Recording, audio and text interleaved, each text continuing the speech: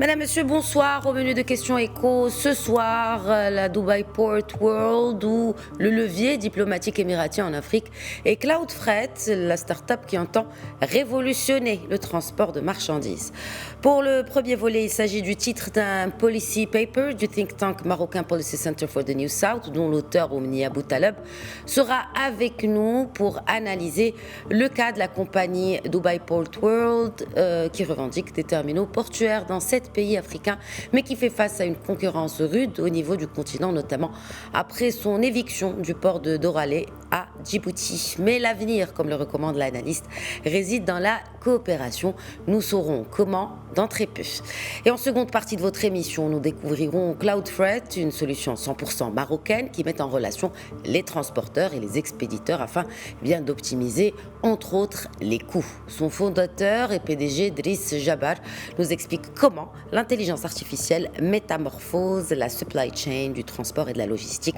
L'occasion de mettre en lumière et la lumière sur cette licorne marocaine en devenir. Bienvenue à tous.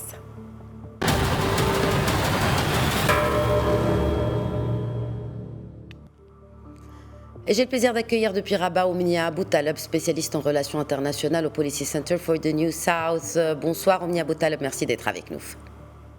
Merci de me recevoir. Vous êtes l'auteur du policy paper ou case study intitulé Dubai Port World ou le levier diplomatique émirati en Afrique. Pourquoi cette compagnie en particulier, Oumnia Boutaleb? Alors, c'est une compagnie qui appartient à Dubaï. Et Dubaï, je dirais que c'est indéniablement un émirat qui est très important dans le commerce mondial. C'est avant toute chose l'une des économies arabes les plus compétitives et également l'une des plus performantes dans le monde. Elle permet de stimuler le commerce dans la région à travers une politique économique et commerciale de diversification en mettant l'accent sur des secteurs tels que l'infrastructure, les technologies ou encore le transport, comme c'est justement le cas de DP World. Dans sa région, c'est-à-dire quand on le compare aux pays du Golfe, l'émirat représente un leader et un exemple. Alors il y a aussi le facteur géographique puisque de par son emplacement qui lui procure une place incontestable dans le commerce, non seulement régional mais également mondial, puisqu'il se situe à la croisée de deux continents et il sert de ce fait de tremplin aux pays asiatiques comme la Chine vers l'Afrique. C'est donc devenu une véritable plaque tournante du commerce international. Et comme je l'ai indiqué dans mon papier, le rapport des Émirats à la mer n'est pas récent, il remonte à plusieurs siècles même. Donc Dubaï a particulièrement gagné la réputation sur la scène internationale d'être un hub logistique et maritime à travers ses investissements massifs. Elle arrive à la 5e place au niveau mondial en ce qui concerne le développement des centres maritimes internationaux, ce qui en fait un acteur extrêmement attractif, compétitif et innovant. Et puis on ne peut pas parler de Dubaï ou de la DP World sans évoquer le port de Jebel Ali, qui se situe à Dubaï et qui a aussi permis à l'émirat de se positionner en plaque tournante du commerce. D'ailleurs, il fait partie des 10 premiers ports à conteneurs du monde, avec en moyenne un trafic de, il me semble, 15,6 millions de VP. On pourrait même dire qu'il dépasse les plus grands ports européens. Et il permet aussi de relier l'Asie à l'Europe à travers le canal de Suez, qui est une région avec un flux maritime et commercial extrêmement important. Oui, notamment entre ce port de Rotterdam et celui de Singapour, ce port de Jebel Ali à Dubaï. Alors justement, on s'intéresse de plus près à cette compagnie, la Dubai Port World, qui est donc un géant, n'est-ce pas, des infrastructures portuaires, mais pas que. Donc dans votre policy paper, il y a aussi ce positionnement de cette compagnie sur le continent africain. Dites-nous davantage sur ce positionnement et notamment avec toute la concurrence qu'il y a autour, au vu bien sûr du potentiel énorme qu'offre le continent africain. Alors oui, effectivement, en Afrique, la compagnie est de plus en plus présente. Alors aujourd'hui, elle est présente dans une dizaine de pays, dont le Sénégal, le Mali, la RDC, l'Algérie, l'Égypte, la Somalie, l'Angola et de nombreux autres pays. Au départ, l'entreprise s'est intéressée principalement à s'établir dans la Corne de l'Afrique, qui est, comme vous le savez, sa zone d'intérêt traditionnelle. Puis, elle a cherché à s'élargir vers les ports d'Afrique de l'Ouest, du Nord, puis ensuite, plus récemment, vers l'Afrique australe.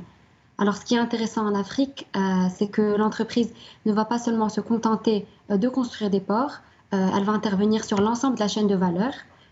Et puis, comme je l'explique encore une fois dans mon papier, en Afrique, l'importance et le succès des infrastructures dépend en grande partie de la connexion entre les différents ports régionaux, mais aussi de la liaison avec les routes commerciales et les plateformes logistiques importantes. Et c'est ce que justement DP World tente d'implémenter sur le continent. Donc, on sait aujourd'hui que dans plusieurs pays, la présence et les investissements de DP World ont contribué au développement économique. Alors, je ne pourrais malheureusement pas vous citer tous les exemples, mais on peut rapidement, par exemple, parler du Sénégal, qui est très représentatif, à mon sens, du positionnement de DP World en Afrique. Donc, dans ce pays, on a un accord de concession de 25 ans qui a été signé avec la DP World et qui a entraîné une croissance du volume des échanges de 135% en l'espace d'une dizaine d'années. Donc, d'un point de vue stratégique, c'est un positionnement qui va ouvrir le chemin des pays du Golfe et de Dubaï vers l'Afrique de l'Ouest. On peut aussi donner un dernier exemple qui est celui de la création de nouvelles zones économiques franches, comme c'est notamment le cas en Égypte et en Somalie. Et ça, justement, c'est exclusif à DP World qui se différencie de la concurrence qu'on retrouve sur le continent parce qu'on a énormément de compagnies occidentales aussi qui sont présentes du fait de l'attractivité du continent, des opportunités qu'il offre. Par contre, on a aussi quelques échecs qui ont entravé le positionnement de l'opérateur sur le continent, comme par exemple, vous en avez parlé, son éviction de Djibouti en 2018. Djibouti qui représentait un point d'ancrage très important, puisqu'il permettait le désenclavement éthiopien. Et l'Éthiopie, comme vous le savez, représente un pays d'intérêt primordial pour les Émirats. J'en parle plus en détail dans mon papier pour les personnes que ça pourrait intéresser. Très bien. Alors, une chose dont vous ne parlez pas dans votre papier, en tout cas pas beaucoup, elle est d'actualité, bien naturellement. Il s'agit de l'impact de la pandémie sur cette compagnie DP World que vous analysez justement. Donc, on a parlé de quelques défis, notamment concurrentiels, mais là, il s'agit d'un défi conjoncturel lié à cette pandémie planétaire. Donc, comment la compagnie a-t-elle géré les dommages collatéraux de la Covid-19 ? Alors, bien sûr, vous n'êtes pas sans ignorer qu'il y a indéniablement eu des répercussions sur l'opérateur portuaire suite à la crise sanitaire, comme pour l'ensemble des opérateurs d'ailleurs. Alors, la crise a paralysé les principales chaînes d'approvisionnement, elle a massivement réduit les flux commerciaux. Donc, il faut rappeler que 80% du commerce mondial s'effectue par voie maritime. Donc, c'est un secteur qui a énormément souffert, mais qui est tout de même resté résilient si on le compare par exemple au transport par voie aérienne ou routière. En ce qui concerne DP World plus particulièrement, si on veut chiffrer cette perte, on peut s'intéresser à leur rapport d'activité et l'entreprise montre que les bénéfices réalisés en 2019 sont supérieurs à ceux réalisés en 2020. Alors, pour vous donner quelques chiffres, ils sont passés de 1,19 milliard de dollars à 942 millions de dollars. Donc, au premier trimestre de 2020, leur PDG avait annoncé un recul d'activité de 4%, mais il avait insisté sur le fait que ce chiffre n'était absolument pas représentatif de l'impact réel, puisqu'il était encore trop tôt pour juger des répercussions. Mais en 2020, l'opérateur a annoncé que les bénéfices avaient fait une chute de 29% pour l'ensemble de l'année 2020, ce qui est supérieur au chiffre annoncé plus tôt dans l'année. Donc si on veut encore une fois donner un chiffre, on est passé de 942 millions, il me semble, à 846 millions de dollars. Alors, d'ailleurs, l'entreprise n'a pas enregistré que des pertes. Elle s'est, par exemple, retirée de la bourse parce que la société mère Dubai World devait 5 milliards de dollars aux banques. Mais elle est également, comme on dit, revenue dans le giron de l'État puisqu'elle est redevenue la propriété de ce dernier en juin 2021. Mais il n'en demeure pas moins vrai que face aux prédictions concernant le commerce mondial et grâce à l'industrie des terminaux à conteneurs et à l'informatisation et la numérisation de certaines activités, le secteur s'est tout de même montré très résilient et l'entreprise a enregistré quelques victoires malgré la crise, comme par exemple des accords pour la construction de ports et de plateformes logistiques dans plusieurs pays, comme notamment le Sénégal ou encore l'Angola. Et aujourd'hui, plusieurs autres projets sont en cours de discussion. Très bien. Alors, pour finir, la deuxième partie de l'intitulé de votre policy paper, Omnia Boutaleb, donc Dubai Port World, on en a parlé. Parlons à présent diplomatie ou diplomatie économique. Comment une compagnie aussi bien sûr bien implantée, comme vous le soulignez il y a quelques instants en Afrique, comment œuvre-t-elle pour la présence émiratie sur le continent africain?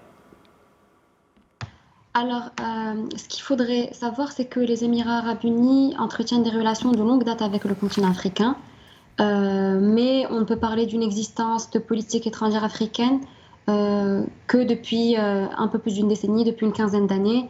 Elle a surtout été mise en place après la crise financière de 2008, à l'heure où les pays du Golfe cherchaient à se relever de cette crise, justement qui avait eu des impacts dévastateurs sur leurs économies, en diversifiant leurs partenaires et leurs investissements.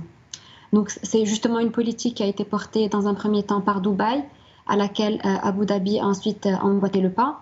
La politique d'investissement portuaire, elle est étroitement corrélée à l'objectif primaire qui est de répondre aux impératifs alimentaires du pays.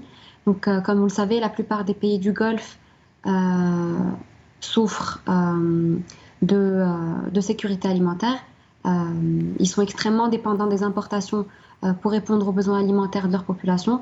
Donc, pour vous donner une idée, 90% de la consommation alimentaire nationale provient de l'importation. Donc, comme je vous le disais, la croissance des investissements émiratiens en Afrique, elle était perceptible dans un premier temps, justement à travers ce volet, à travers l'achat presque compulsif, on peut dire, de terres agricoles, surtout dans la Corne de l'Afrique dans un premier temps. Donc c'était une politique d'acquisition de terres dite politique de land grabbing, qui était considérée comme fortement stratégique pour le pays et qui revêtait bien sûr un intérêt non seulement économique mais également politique. Puis en 2011, on voit une nouvelle orientation de cette politique économique qui va s'élargir aux intérêts politiques et militaires du pays sur le continent. Alors à ce moment-là, on va remarquer de nombreuses implantations militaires, toujours dans la Corne de l'Afrique, à travers un développement des liens militaires avec plusieurs pays africains pour non seulement sécuriser le pourtour de la mer Rouge, qui est une région de grand intérêt pour les Émirats, mais pas seulement, mais également pour servir leurs intérêts lors de la guerre avec le Yémen. Donc depuis 2011 et donc depuis le printemps arabe, les Émirats sont très présents en Afrique, surtout en ce qui concerne des secteurs clés comme le tourisme, l'agriculture, l'énergie, les télécommunications ou encore l'infrastructure. Et c'est justement là qu'intervient l'ADP World, à travers laquelle le pays a investi massivement dans des projets, non seulement dans la région d'intérêt traditionnel comme on l'a vu, mais également dans d'autres régions africaines. Par exemple, pour le cas de l'Afrique, si on prend l'exemple du Rwanda, c'est typiquement un pays qui va permettre de mettre en avant Dubaï en mettant en lien les entreprises du pays sur le plan local avec les marchés internationaux à travers la création de hubs qui vont ouvrir le passage du Golfe vers l'Afrique. Puis, on peut distinguer un troisième temps ou une troisième étape si on veut. Et cette fois-ci, c'est une diplomatie qui va servir les intérêts économiques qui a été déclenchée à la suite de la crise du Golfe. Donc on a remarqué une sorte d'exportation des rivalités nées de cette crise sur le continent africain. Donc rapidement pour conclure, on peut dire que ces dernières années, les Émirats sont devenus un acteur incontournable en Afrique sur les aspects politiques, économiques, sécuritaires et militaires. Le pays a multiplié les alliances stratégiques sur le continent et les a accompagnés d'investissements dans des projets d'infrastructure, de développement, mais également sous forme d'aide humanitaire, comme on a pu le voir avec le Covid par exemple. Et pour finir, le pays est devenu en 2016 le second plus grand investisseur en Afrique après la Chine, ce qui est très représentatif de son implantation sur le continent.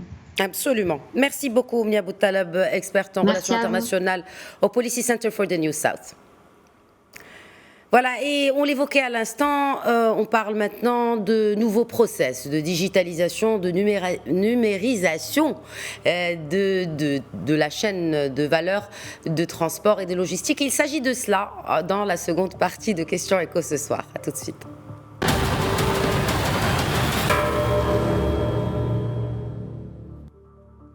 Et pour parler de cela, j'accueille depuis Paris par Skype Driss Jabbar, fondateur et PDG de Cloudfret, plateforme dédiée à mettre en relation les transporteurs et les expéditeurs afin d'optimiser le retour à vide des camions. Et je vous cite là, Driss Jabbar, bonsoir, merci d'être avec nous sur Média TV ce soir.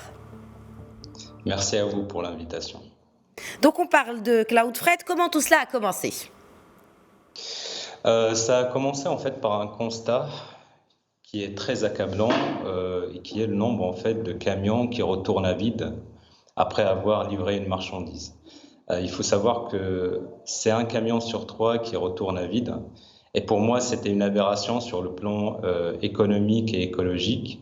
Sur le plan économique, c'est une perte de chiffre d'affaires pour tous les professionnels du transport parce que en revenant à vide, c'est des kilomètres parcourus à vide et du coup, c'est du carburant qui est gaspillé avec plus de charges qui sont aussi endossées par ces entreprises-là. Et sur le plan écologique, c'est des millions de tonnes de CO2 dans la nature avec un impact très néfaste pour notre environnement. Surtout quand on sait que le secteur du transport de marchandises, c'est un des secteurs les plus polluants au monde. Et donc, c'est de là où nous avons en fait créé cette plateforme digitale Cloudfret, qui est une plateforme qui connecte les expéditeurs aux transporteurs de marchandises avec bien sûr une technologie nouvelle qui permet de prédire les retours à vide des camions et les matcher automatiquement avec les besoins d'expédition et donc d'automatiser la relation entre les deux parties. Donc quand on parle des deux parties, on parle bien des deux parties, des deux côtés de la Méditerranée, n'est-ce pas ? Effectivement, donc nous on a commencé en fait par ce marché-là qui est le transport international de marchandises entre les deux rives de la Méditerranée. On est les premiers en fait à attaquer ce marché-là. Et le principe est le même, c'est-à-dire on a constaté qu'il y avait énormément de sociétés de transport marocaines ou de l'Afrique de l'Ouest ou l'Afrique du Nord qui transportaient des marchandises vers l'Europe et pour la plupart de ces sociétés-là, ils reviennent à vide. Pourquoi ? Parce que il faut savoir que plus de 90% des sociétés de transport africaines, c'est des sociétés de petite taille qui ont moins de 2 camions. Et donc, ils n'ont pas de force commerciale, ils n'ont pas un service marketing ou la possibilité d'aller capter des opportunités à des milliers de kilomètres de leur lieu, je dirais, de prédilection. Donc, nous, notre rôle, c'est ça, c'est de pouvoir proposer des opportunités à ces transporteurs pour optimiser leur retour à vide. Et aujourd'hui, on propose plusieurs opportunités aux transporteurs marocains, mais aussi de l'Afrique de l'Ouest et du Maghreb, qui souhaitent remplir leurs camions de l'Europe vers l'Afrique et aussi dans l'autre sens. Et on a démarré aussi récemment, parce qu'on parle tous en fait du marché de l'Afrique, parce que c'est le marché du futur, de l'avenir. Nous avons commencé nos premières opérations sud-sud, donc entre le Maroc et le Sénégal.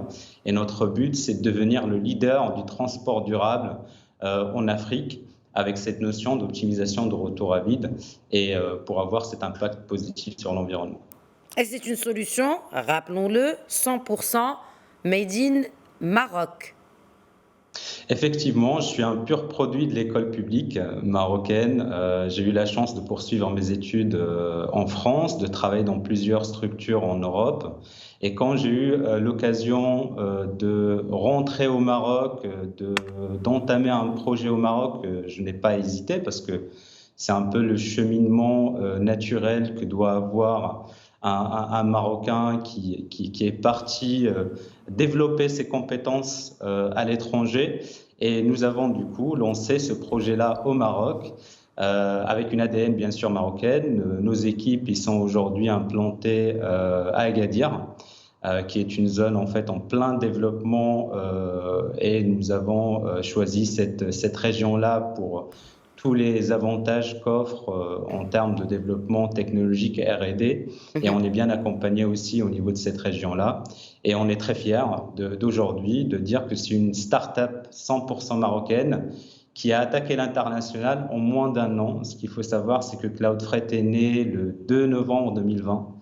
Donc, on n'a pas encore soufflé notre première bougie, mais on est déjà présent dans plusieurs pays européens, dans 6 pays au total. Et nous avons notre bureau en Europe implanté à Marseille, en collaboration avec la grande société qui est armateur maritime, CMA-CGM. Alors, bon, quand on parle d'intelligence artificielle, juste pour nous rapprocher peut-être davantage, comment aujourd'hui cette intelligence artificielle, ce cloud, cette blockchain est-elle utilisée aujourd'hui? Comment est-elle amenée à être utilisée dans l'avenir, dans la supply chain de la logistique en l'occurrence et du transport routier ou maritime d'ailleurs? Alors, comme je disais, en fait, le secteur du transport et de la logistique, c'est un secteur qui est très fragmenté. La seule solution, en fait, pour proposer une offre très efficace et innovante, c'est la mutualisation des ressources. Donc, c'est là où la data entre en jeu, parce qu'en exploitant une data aujourd'hui qui est quasiment inexploitée, parce que le secteur du transport de marchandises, c'est un secteur qui a été longtemps en dehors des radars de la digitalisation. Donc, le fait d'agréger cette data, le fait d'exploiter en fait toutes ces données liées au kilomètre parcouru pour l'ensemble des camions en Afrique ou en Europe, de prédire qu'un camion, quand il va livrer par exemple de Casablanca à Paris une marchandise, on sait que 9 fois sur 10, il va faire un retour à vide. Et c'est la data qui nous donne en fait cette possibilité-là. Donc l'exploitation de ce vivier, parce que demain en fait le combat, c'est plus un combat en fait, je dirais, de ressources matérielles, mais plutôt de données et d'exploitation de données. Et on est bien placé au Maroc stratégiquement en termes de géographie, mais aussi de potentiel et de ressources humaines, pour pouvoir exploiter cette data-là et proposer une solution innovante qui va résoudre un problème, comme je disais, qui est l'un des plus grands problèmes du secteur du transport routier de marchandises et qui est le retour à vide des camions. Très bien, mais c'est aussi un peu le talon d'Achille du continent, cette data. Driss Jabbar, vous nous avez parlé de vos ambitions africaines. Comment comptez-vous répondre à ces défis ? Alors, l'Afrique, comme je disais, c'est d'autant le problème, on parle de retour à vide et un peu le retard qu'a ce secteur-là pour se développer. Il faut savoir qu'en Afrique, le délai de livraison est 2 fois plus long que la moyenne mondiale, avec des prix 2 fois plus chers que si on transportait une marchandise en Europe par exemple ou en Amérique. Pourquoi ? Parce que effectivement c'est un secteur qui est fragmenté et qui est un secteur qui aujourd'hui continue en fait à utiliser des outils qui sont obsolètes. On parle de téléphone, pour les plus développés ils ont un fichier Excel et donc il est temps pour ce continent de suivre un peu. C'est pas une tendance, c'est plus en fait un luxe. De digitaliser les process est devenu une nécessité pour survivre. Et la pandémie, en fait, nous a prouvé justement que les sociétés qui ont entamé ce processus de digitalisation en amont, c'est les sociétés qui ont su survivre et encore plus se développer davantage pendant cette crise sanitaire. Et l'Afrique, j'ai pas besoin de le préciser, c'est certainement le continent où il va falloir en fait être les prochaines années et c'est le continent de consommation, le premier continent de consommation avec plus de 25% de la population mondiale et il est temps d'entrer, je dirais, dans l'ère du digital, dans ce continent-là et d'exploiter tout le potentiel qu'on pourrait bien sûr exploiter et le Maroc est bien placé pour jouer un rôle important dans ce continent-là à travers déjà l'implantation de pas mal de sociétés marocaines et aussi l'image